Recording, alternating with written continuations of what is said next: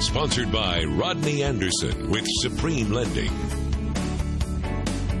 For home shoppers, looking at homes and imagining living there is sometimes the most fun, but there is a lot of work to be done before making a bid on a house. With us is our mortgage expert, Rodney Anderson, to walk us through a few must-dos before buying. Hi, Rodney. Good morning, Jane. Good to have you here.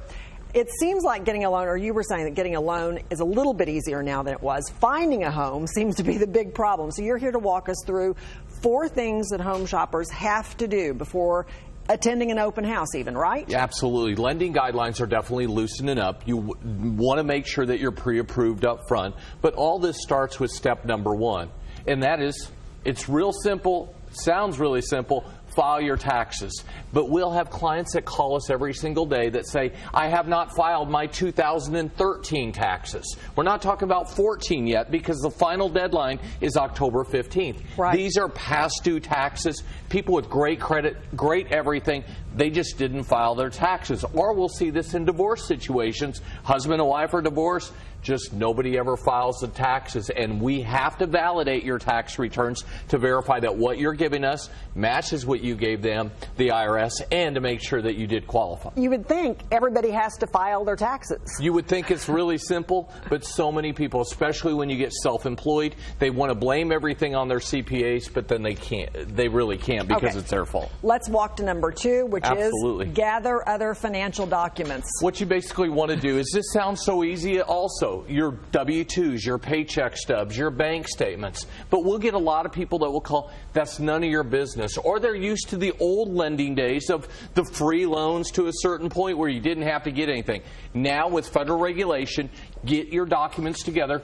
You were talking before we come on here. If people just took the 10 minutes, 20 minutes, or 30 minutes of time, you could get some big financial rewards for getting pre-approved to buy or refinancing your home. But there are enormous numbers of documents that have to be produced. No way around it. Yeah, unless we cannot do a loan if we don't have all of your financial documents. Okay, let's walk back over to number 3, which is check your credit score. Yeah, where do you go to do that? Yeah, I mean, here's what you do. When you're shopping for a mortgage, you want to make sure you're getting a mortgage FICO score, not your Discover Card FICO, not your credit card FICO. You can go to annualcreditreport.com, get a free credit report. That will not give you a score. That will tell you the errors that are on there and to see if you need to fix anything. But in order to get a home loan, you have to make sure the lender is pulling what's called a mortgage score. Okay, and you said number 4 is do your research.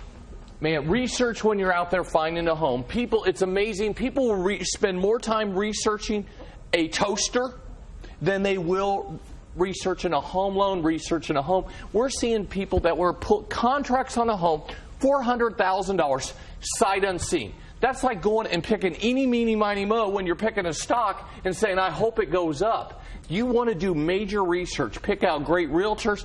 Make sure your loan is in place, because the last thing you can afford is to be a casualty in this market.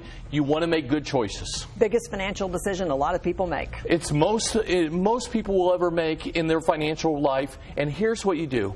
You make sure you take it serious. Real estate is not just a game. It is not Monopoly. It is not finding boardwalk. It's making sure that you make money. There's lots of money to be made if you do the smart thing, but get pre-approved up front. Okay, and on your radio show this morning, what are you talking about? We're talking about, today's all about jobs, okay? About 9 to 5 may not be the job anymore. How a lot of people are choosing different hours in their careers, and how to make sure that the boss doesn't fire you. All right, sounds interesting. Thanks, Rodney. Thanks, Jane. Call 1-800-EXPRESS for more tips from Rodney, or you can go online to rodneyanderson.com. Thanks, Rodney. Thank you.